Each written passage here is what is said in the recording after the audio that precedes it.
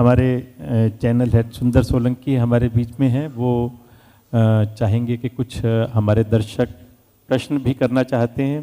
और मित्रों, आज साधना टीवी के इस हर खबर चैनल का तो जन्म हो रहा है, साथ ही माननीय मुख्यमंत्री श्री मनोहर लाल जी के मुख्यमंत्रित्व काल के आज 7 वर्ष भी पूरे हो रहे हैं।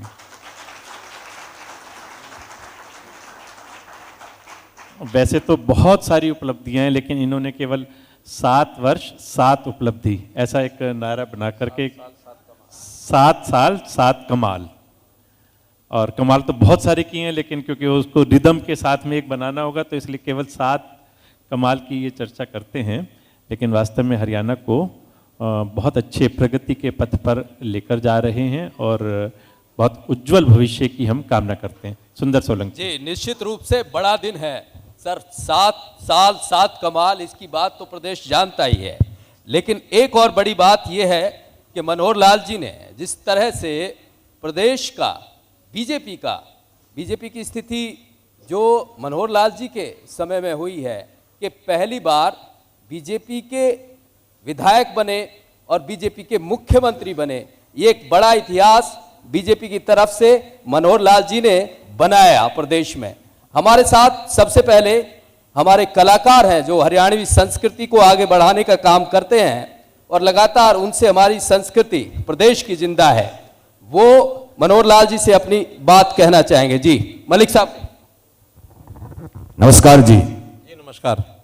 मैं हरि का आना हरियाणा से हूँ और दादा लक्ष्मीचंद और जाट मेहर सिंह की कविताओं का गायक हूँ। जहाँ पे संस्कारों से जुड़ी हुई कविताएं होती है, उसी में हमारे वेद शास्त्र, हमारी रामायण महाभारत सब कुछ उसी के अंदर आ जाता है। लेकिन आजकल हमारी संस्कृति के अंदर कुछ लोगों ने, जैसे अभी हम बात कर रहे थे गौशाला की, गौशाला के अंदर ऐसे ऐसे अश्लील डांस होते हैं कि यदि वो डांस हम देख रहे तो अपने परिवार के सामने हम उनको रोकना पड़ता है। जबकि आजकल कुछ नए लेखक हुए हैं, म्यूजिशियन हुए हैं, गायक हुए हैं, वे अच्छा काम कर रहे हैं, लेकिन उन बेचारों के गानों को वहां चलाकर और जो डांस करने वाले हैं, देखिए अभी मैं भावुक हुआ था। हमारा डांस ये था जो अभी आपके सामने हो रहा था, वे हमारी बिटिया, हमारी बहन दामन और चुंदड़ी में थी, वो हमारा डांस है। लेकिन गौशाला के अंदर वे लड़कियां राम जाने बंगाल से आती हैं या पता नहीं कौन से देश से आती है, हमारी भाषा भी नहीं समझती, वो डांस करती है, तो बड़ा दुख होता है और बदनाम होते हैं हमारे आजकल के नए कलाकार। एम साहब, संस्कृति दूषित हो रही है, इसको लेकर हमारे कलाकार चिंतित हैं। ठीक है सोलंकी जी, ये विषय जो भाई ने उठाया है इसकी चिंता हम सबको है। मेरा इसमें कहना ये है कि सरकार भी काम करे, इसमें समाज भी काम करे, क्योंकि समाज के अंदर जिस प्रकार का एक वातावरण बनता है उसको चेक करने के लिए सामाजिक संस्थाएं उनको आगे आना होगा। जहाँ भी ऐसे कार्यक्रम होते हैं तो वहाँ की संस्थाओं को भी हमको साथ लेकर चलना पड़ेगा, भी इस प्रकार के कार्यक्रम नहीं करने हैं। अभी चुनाव आते हैं तब भी कुछ मंचों पर अपने लोग ऐसे चढ़ा लेते हैं चीज़ों को, गाना बजाना करते हैं, कई मनोरंजन करते हैं, तब करते हैं। जैसा मैंने चैनल के बारे में कहा, अच्छे चैनल शुरू होते हैं तो उनसे अपेक्षा होती है अच्छे काम करेंगे। कई चैनल्स में इस प्रकार के अभद्र और अश्लील बातों का भी प्रचलन होता है। तो ये नाच गाना, यानी उसमें भी संस्कार का, हमारे यहाँ नाच गाने का, नृत्य का बहुत बड़ा स्थान रहा है। कथक डांस होता है और तरह तरह के ऐसे अच्छे धार्मिक स्थानों के ऊपर भी डांस होते हैं, लेकिन उनका दुरुपयोग दूसरे ढंग से जो करने लगे हैं, इसको चेक करने के लिए सरकार बहुत ज़्यादा अगर करेगी तो उसका भी कई बार विद्रोह होता है। समाज को इस ओर जागृत होकर के आगे बढ़ना चाहिए। गौशालाओं की बात की है तो गौशालाओं को हमको अपने फोल्ड में लेना चाहिए। हम भी बात करेंगे, गौ सेवा आयोग हमने बनाया है, उनको कहेंगे कि गौशालाओं के सब प्रबंधक गणों को इकट्ठा करके ये बातें कहें। तो ऐसी गौशाला ही नहीं, मानो गांव में सांग होते हैं, नृत्य होते हैं, सांस्कृतिक कार्यक्रम होते हैं। चुनाव के समय, अभी इलाहाबाद के चुनाव में मैंने स्पेशल टीम को कहा, मैंने कहा आपकी किसी स्टेज पर कोई ऐसा अश्लीलता का गाना नहीं होना चाहिए, नहीं तो कल को भारतीय जनता पार्टी के मंच पर ऐसा गाना है, आपका कुछ बिगड़ा नहीं बिगड़ेगा, पार्टी का बहुत कुछ बिगड़ता है। तो इसलिए हम मना करते हैं सब। बिल्कुल ये बिल्कुल सही सामाजिक बात। बुराई है, इसको ठीक करना चाहिए। जी सीएम साहब, आपसे भरोसा मिला है और निश्चित रूप से इस दिशा में काम भी होगा और हमारी संस्कृति को बिल्कुल भी प्रदूषित नहीं होने दिया जाएगा। मनीष जी हैं हमारे साथ, वो कुछ सवाल आपसे करना चाहते हैं। नमस्कार सर, मेरा नाम आचार्य मनीष है। मैं आपको दो बातें बोलना चाहूँगा। एक है, मेरे हाथ में 5 अनाज हैं, ये हम लोग साउथ से मंगवाते हैं। इसमें कोदरा है, मिलेट्स है, बनियाड़ है, ब्राउन टॉप है, फॉक्सटेल है और कुटकी है।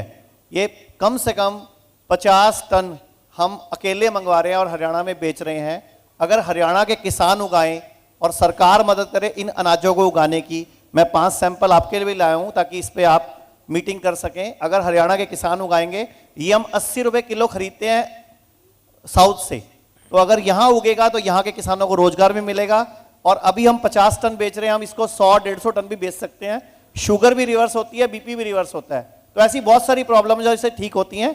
तो एक तो आपके संज्ञान में ये बात लानी थी। बहुत अच्छा और है। दूसरी बात कि जितने भी हरियाणा में सरकारी कर्मचारी हैं और जो भी सरकार की योजना है आयुष्मान योजना, हम चाहते हैं उसमें आयुर्वेद का इलाज भी शामिल होना चाहिए, क्योंकि एलोपैथी के बिल तो फटाफट पास होते हैं और हॉस्पिटलों में जाके इलाज भी फ्री होते हैं। लेकिन आयुर्वेद के नाम पे केंद्र सरकार करना चाहती है, लेकिन स्टेट में वो अभी तक प्रैक्टिकल नहीं है।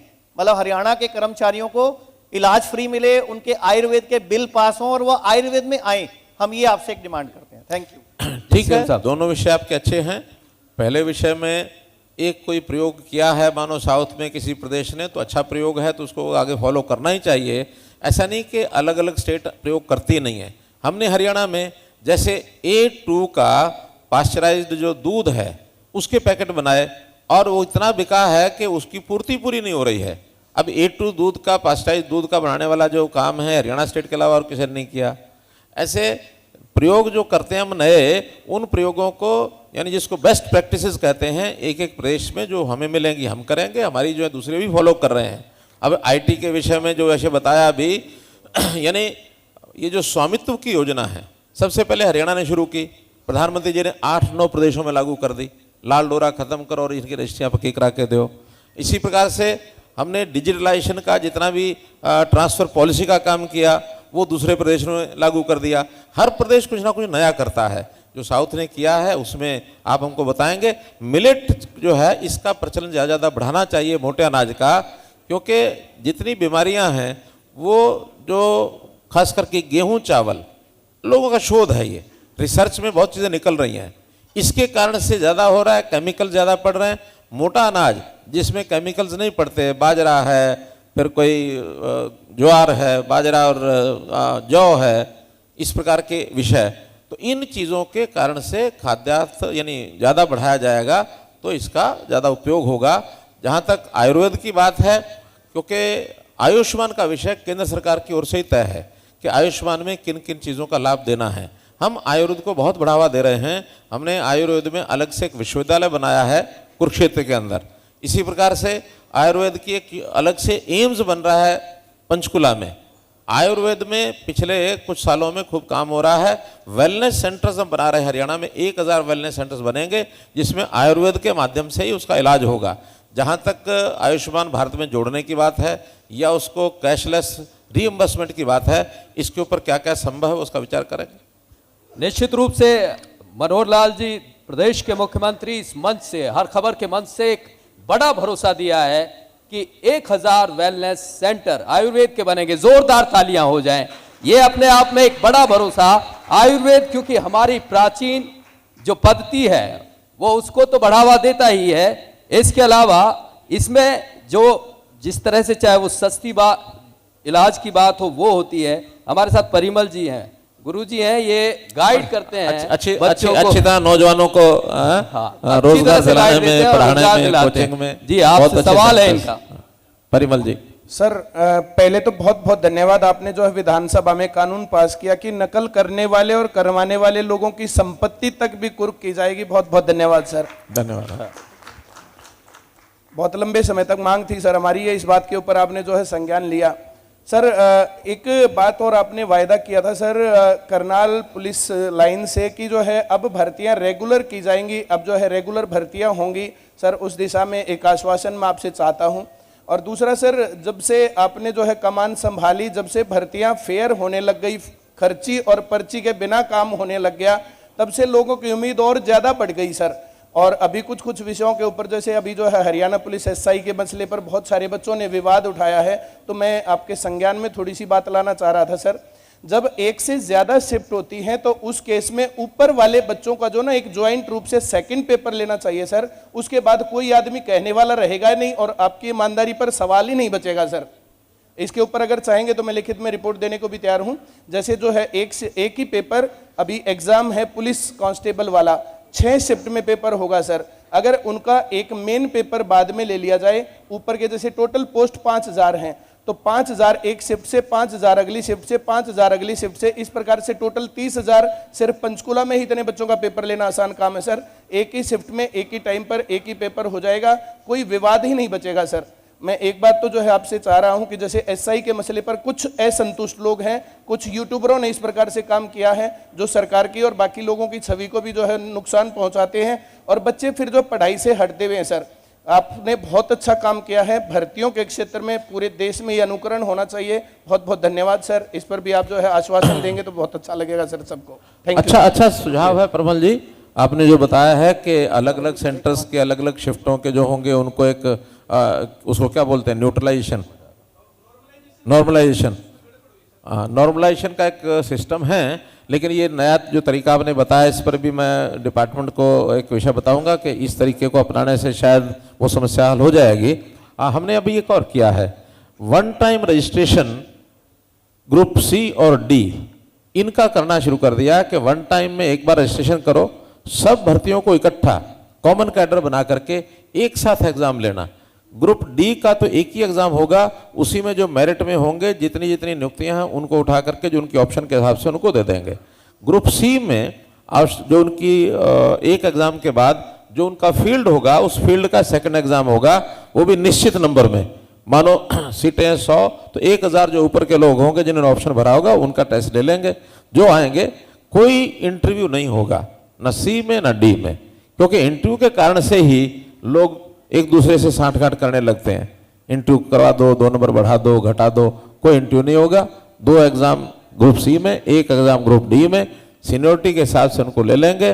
जो बाकी रहेंगे 3 साल तक उनकी सीनियोरिटी वो कायम रहेगी। 3 साल तक वो आ गए, ठीक है। इस बीच में अगर कोई इंप्रूव करना चाहता तो दोबारा एग्जाम दे करके वो इंप्रूव भी कर सकता है।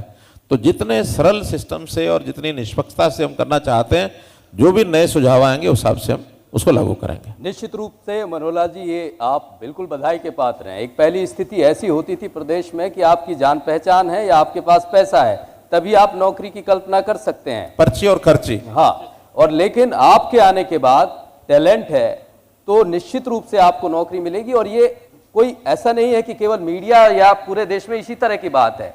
एक गांव का एक आम आदमी इस चीज को भरोसा करता है आपकी इस नीति के चलते। आप इसके लिए बधाई के पात्र हैं, जोरदार तालियां हो जाएं।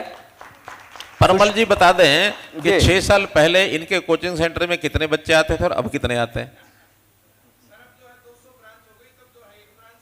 हेलो, 6 साल में इनकी एक की बजाय 200 ब्रांच हो गई है। ये केवल आपकी नीतियों की बदौलत हो पाया है। सुषमा गुप्ता जी हैं, वाइस चेयरमैन है रेड क्रॉस सोसाइटी के, आपसे कुछ पूछना चाहती। नमस्कार जी नमस्कार। जैसे आप जानते हैं कि मैं रेड क्रॉस की वाइस चेयरपर्सन हूँ। हमारे यहाँ जो स्लम एरिया होते हैं या मध्यम परिवार होते हैं, इनके बहुत फैसले करने पड़ते हैं, हमें इनकी काउंसलिंग करनी पड़ती है। जैसे आप अपनी जिम्मेवारियों को हंसते हुए करते हैं, तो ये आपकी एनर्जी का राज हमें जानना है, ताकि हम लोग भी अपनी जिम्मेवारियों को हंसते हुए कर सकें, तो घरों में क्लेश भी ना हो। क्योंकि हमारे यहाँ क्या होता है, चिंता इतनी हो जाती है, उसकी वजह से तलाक तक की नौबत भी आ जाती है घरों में। तो अगर आप अपना राज हमें बता दें तो सारे लोग खुश हो जाएंगे और परिवार सबके बच जाएंगे। ये सर बड़ी चीज है, ये आपके व्यक्तित्व में बड़ी चीज है। इतनी मुश्किलें आई, प्रदेश इतनी सारी स्थितियों से गुजरा, लेकिन जिस अंदाज में आपने संभाला, जिस मुस्कुराहट से, जिस शांत स्वभाव से, ये निश्चित रूप से ये राज क्या है। वैसे मेरी बजाय माने प्रेम जी गोयल को ये पूछ लेंगे ज्यादा अच्छा रहेगा। 2.5 करोड़ से ज्यादा लोगों की जिम्मेवारी को इतने शांतिपूर्ण ढंग से निभाया। मैं एक ऐसी यूनिवर्सिटी का विद्यार्थी रहा हूँ जी, बहुत से हमसे हैं, उनमें से भी हैं कि जो इन चीज़ों से ये है कि जैसी परिस्थितियां हैं उन परिस्थितियों में से रास्ता कैसे निकालना, हर एक परिस्थिति में से रास्ता निकलता है, समाधान हर एक का होता है। अगर कोई अनहोनी भी हो जाए तो ये मानना पड़ता है कि जो हो गया है वो शायद वापस लौटेगा नहीं, आगे नहीं होनी चाहिए। अगर हम उसी में घुले रहे, पिछले उसमें संकट में किसी दुख में फंसे रहे तो वो दुख निकलेगा नहीं।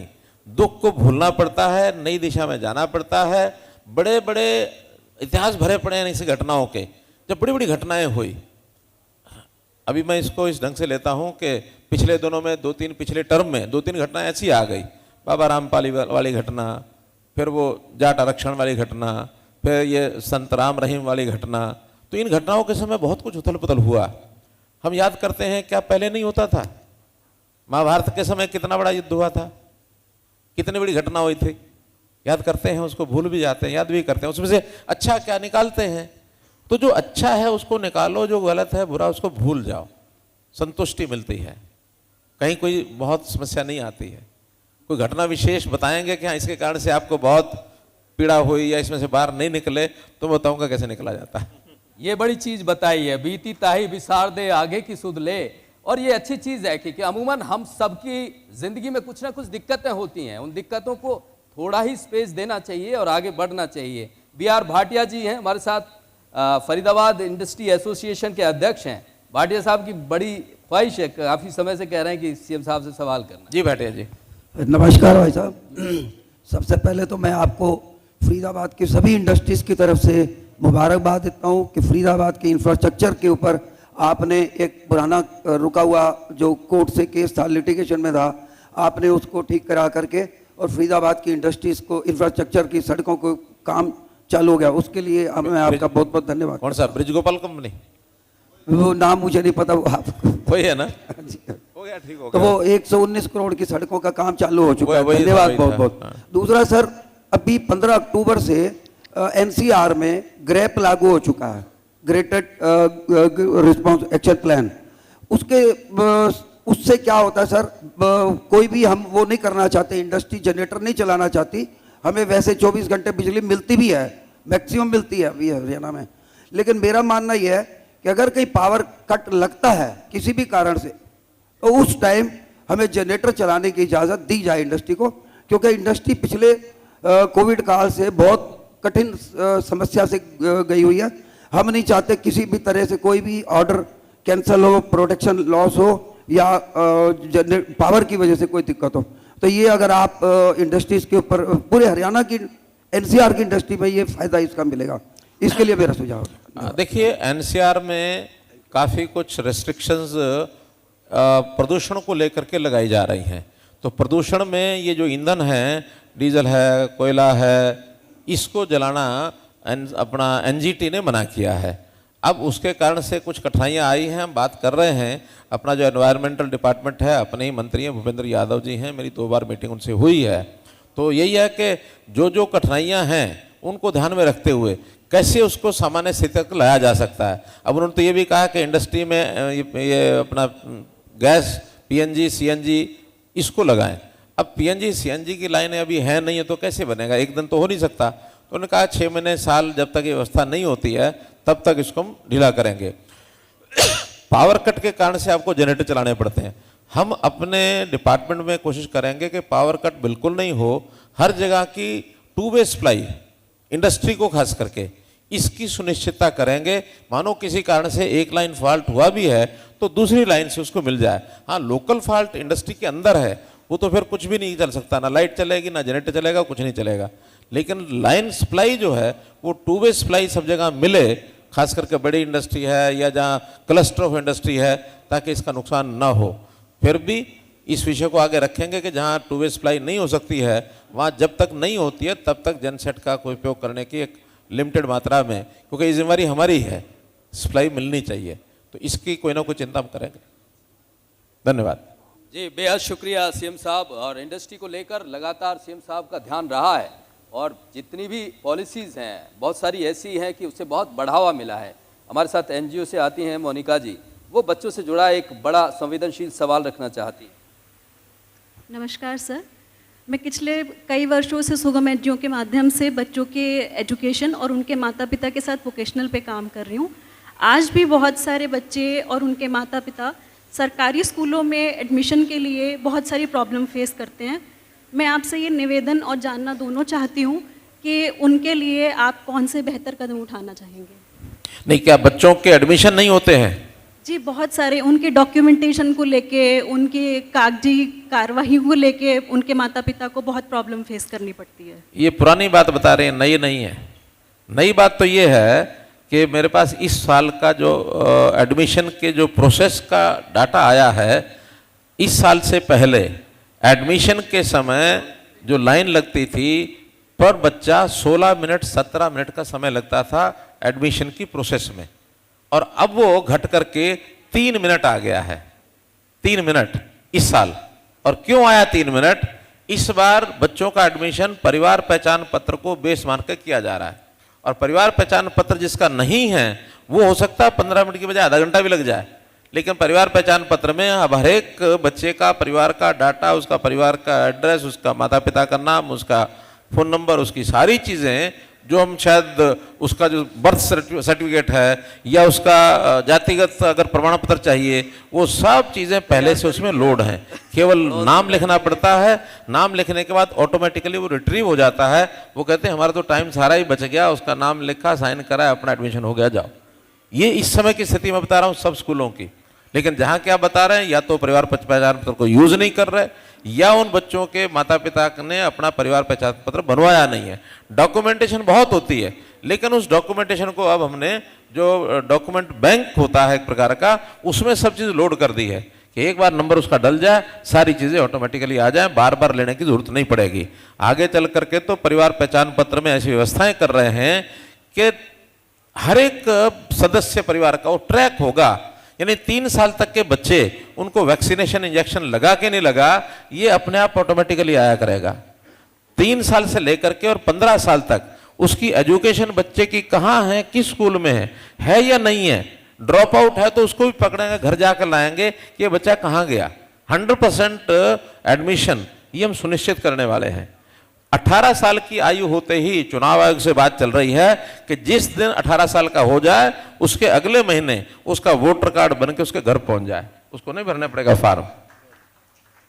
60 साल 58 साल या 60 साल जैसे अभी ओल्ड एज पेंशन का जो आयु, जो आय के बाद एक आय तक सीमित जो लोग हैं, उनकी ओल्ड एज पेंशन अपने आप बने उनके खाते में जानी शुरू हो जाए। यानी ये सारी चीजें टेक्नोलॉजी के आधार पर ये संभव है। हमने बर्थ जो रजिस्ट्रेशन है वो अनिवार्य कर रहे हैं कि कहीं भी बर्थ हुआ हरियाणा में, ऑटोमेटिकली उसका रजिस्ट्रेशन होते ही परिवार में सदस्य संख्या बढ़ जाएगी। प्रभु को कोई प्यारा हो गया, डेथ सर्टिफिकेट भी नहीं, डेथ का रजिस्ट्रेशन होते ही उस परिवार में से वो संख्या कम हो जाएगी। मैरिज रजिस्ट्रेशन, उसके कारण से नए परिवार का गठन वो अपने आप हो जाएगा। अब बहुत चीजें ऐसी हैं जो जा के हमको करानी पड़ती हैं। अब कास्ट सर्टिफिकेट है, किसी की कास्ट है, जो एक है वो है, रोज थोड़ी बदल रही है। एक बार बनेगी, उस हर परिवार के सदस्य का कास्ट सर्टिफिकेट वो लगातार वाड़ा देखते रहो, करते रहो। हाँ, इनकम सर्टिफिकेट समय समय पर बदलेगा, उसको डायनेमिकली हम वेरीफाई कराते रहेंगे हर साल किस परिवार की इनकम कितनी है। और जितनी सुविधाएं हैं सरकारी, चाहे केंद्र सरकार की चाहे प्रदेश सरकार की, वो उसका इनकम वेरिफिकेशन जो होगा उसके हिसाब से मिलेंगी। हो सकता है ऑटोमेटिकली कुछ सुविधाएं कट जाएं उसकी। मान लो कोई एक सुविधा है कि हमको 3 लाख रुपए इनकम तक देनी है, जिस दिन 3 लाख से ऊपर हो जाएगी अगले महीने से वो सुविधा कम हो जाएगी। अगर कहीं दुर्भाग्य से किसी इनकम कम होती है, उसको बता दिया जाएगा तुम्हारे ये तुम एंटाइटल्ड हो इस सुविधा के, आप लेना चाहो तो ले लो। बहुत काम टेक्नोलॉजी के आधार पर राकेश जी ने ठीक कहा। मेरा थोड़ा शौक टेक्नोलॉजी में प्रारंभ से ही है, आईटी सेवी होने का। मेरे ऊपर एक, जब मैं संगठन मंत्री था तो एक आरोप लगता था कि इन्होंने सारी पार्टी को कंप्यूटर में बंद कर दिया और पासवर्ड किसी को बताया नहीं, अपने पास रखा हुआ। बहुत कुछ किया जा सकता है और सरल सुविधा गलत काम ना तो कोई करने की किसी की इच्छा रहेगी, ना कोई कर पाएगा। बहुत बड़ा लाभ इसमें से मिलने वाला है। निश्चित रूप से सर आप बधाई के पात्र हैं। मोदी जी की जो डिजिटल इंडिया के जो सोच थी, जो सपना है, उसको हरियाणा ने बहुत हद तक साकार किया है। और ये वजह यही रही कि आप टेक्नो सेवी हैं और पूरा देश जानता है इस बात को। और परिवार पहचान पत्र की बात बताई, उससे बहुत सारी चीजें हल हुई हैं। हमारे साथ इंद्र अग्रवाल जी हैं, वो कुछ कहना चाहते हैं, मशहूर उद्योगपति हैं। थोड़ा नमस्कार मुख्यमंत्री जी, मैं माननीय मुख्यमंत्री जी से एक निवेदन करना चाहता हूं। जैसा कि पिछले 11 महीने से किसान आंदोलन सभी मुख्य मार्गों पर, बॉर्डर पर है, सिंघू बॉर्डर में भी है, टीकरी बॉर्डर में भी है, तो वो एक अलग परिस्थिति है कि उसका निवारण कब होगा मैं उसकी तरफ नहीं जाना चाहता। मैं सिर्फ आपसे एक ये निवेदन करना चाहता हूं कि जो उससे कनेक्टेड मार्ग हैं, जो एक दिल्ली से हरियाणा में एंटर करने के जो रास्ते हैं, वो क्योंकि पिछले दिनों काफ़ी बारिश हो गई और उसके अलावा उस पर वाहनों का आना जाना बहुत ज़्यादा हो गया, तो उस वजह से उन मार्गों की हालत जो है बहुत ज़्यादा खराब हो गई है। तो मैं सरकार का ध्यान इस तरफ दिलाना चाहता हूँ कि जो दिल्ली से हरियाणा जाने वाले लोग या हरियाणा से दिल्ली आने वाले लोग उन मार्गों से, पगडंडियों से होकर गुजरते हैं, उनका बहुत अधिक समय लगता है, क्योंकि वो मार्ग जो हैं, रास्ते जो हैं, इतनी दुर्गति की तरफ आ गए हैं कि वो बहुत बड़ा एक खतरा खड़ा हो गया है। तो मैं आपसे निवेदन करना चाहता हूं कि कृपया इस ओर सरकार का ध्यान दें। देखिए, ठीक है, बात ध्यान में आ गई है, ये पहले से भी ध्यान है। वर्षा के कारण से थोड़ी और स्थिति खराब हुई है। कई विभागों की वो सड़कें हैं, पीडब्ल्यूडी की है, फिर कहीं मार्केटिंग बोर्ड की हैं, कहीं वो HSADC की हैं, कहीं HSVP की हैं। ये सारी सड़कें चूँकि उतना वजन, उतना लोड लेने के लिए नहीं होती हैं। ये सामान्य सड़कें होती हैं कारों के लिए या फिर बाकी छोटे वाहनों के लिए, इंटरकनेक्शन जो बने हुए हैं। ये हैवी ट्रक्स, जितने ट्रॉले ट्रक्स निकलते हैं, मजबूरी है उनको भी निकालना, उसके कारण से वो सड़कें जल्दी टूटी हैं। फिर भी निर्देश दे दिए गए हैं कि सभी आने वाले, क्योंकि वर्षा काफ़ी देर तक चली है, देर तक क्या, कल भी वर्षा हुई है, शायद आज भी हुई है सुबह, तो ये बड़ा एक अभूतपूर्व सा एक मौसम का सारा विषय चल रहा है। फिर भी हमने निर्देश दिए हैं कि इस नवंबर के महीने में काफ़ी ठीक हो भी गई हैं और भी सारी जल्दी ठीक हो जाएंगी। जिनकी पैचिंग, रिपेयरिंग होनी है हो जाएगी, नई बनने वाली नहीं बनेगी। बल्कि आज ही म्यूनसिपैलिटीज़ जितनी हैं उनकी सड़कों की, सवेरे मैंने एक मीटिंग करके बताया उनको कि उनको एक्स्ट्रा बजट भी हमको देना पड़ेगा, तो एक्स्ट्रा बजट देंगे। कल फरीदाबाद में मैं था तो वहाँ भी 30 करोड़ रुपया बजट उनको पहुँचा है। उन्होंने सारी फरीदाबाद की सड़कों के लिए ठेकेदारों को पैसा दिया। आज और एक 30 करोड़ रुपया कुछ छोटे स्थानों के लिए वो सवेरे क्लियर करके आया। हमने कहा भी सड़कें रिपेयर 100, 200, 500 करोड़ जितना चाहिए उतना हम लगाएंगे, अगले महीने में सब ठीक हो जाएगा।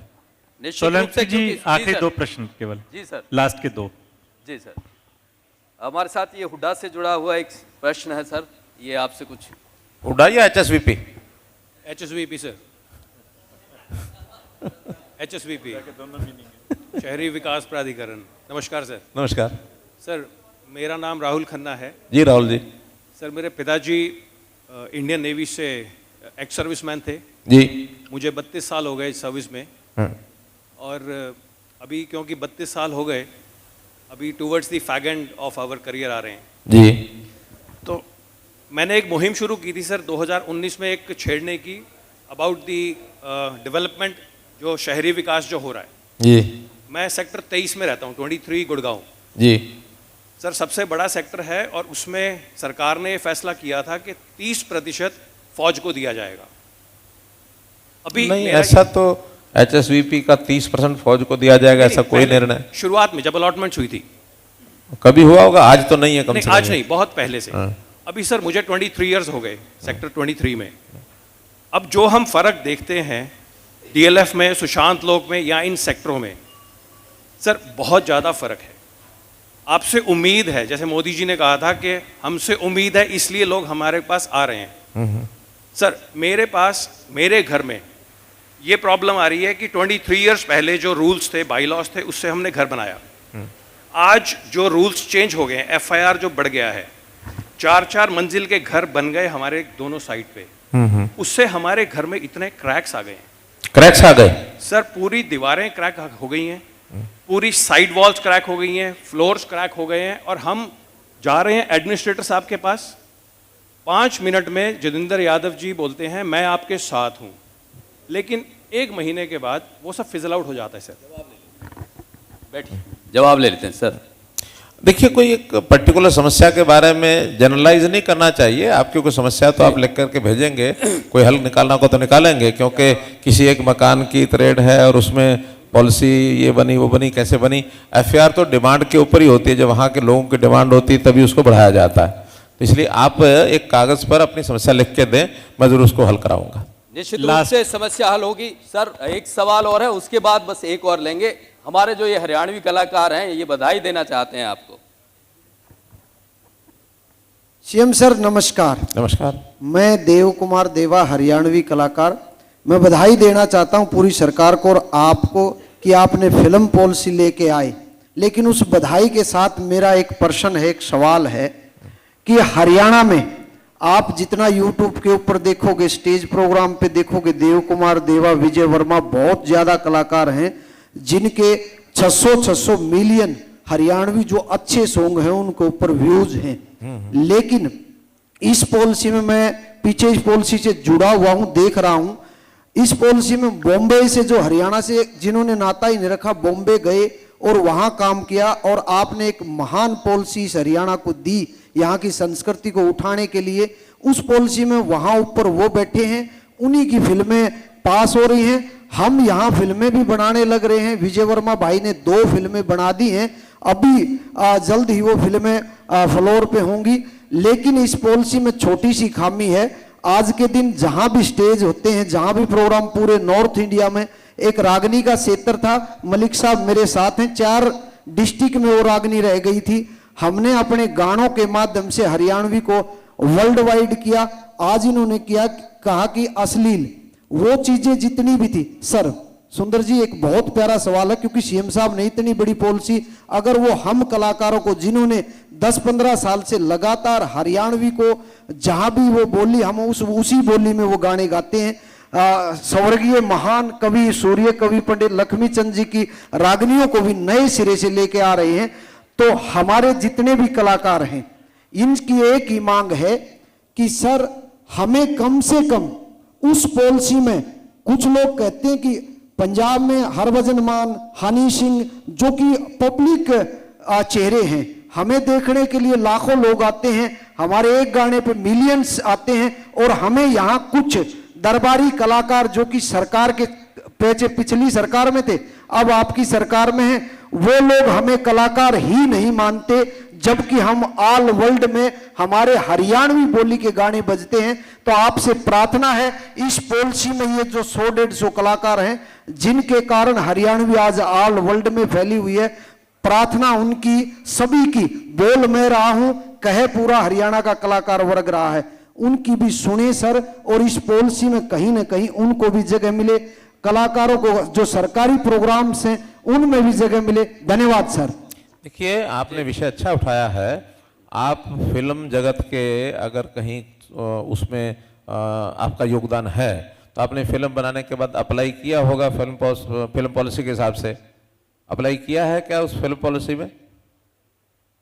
आपने अप्लाई किया है क्या? फिल्म पॉलिसी में आपने अप्लाई किया है क्या? जो फिल्म आपने बनाई या जो भी उसका कोई काम किया, उसमें अप्लाई किया है क्या आपने किसी लाभ के लिए? सर सबसे पहले तो मैं आपको राम राम करना चाहूँगा। हरियाणा के मुख्यमंत्री सारे नमस्ते लगे पड़े हैं। सर राम राम।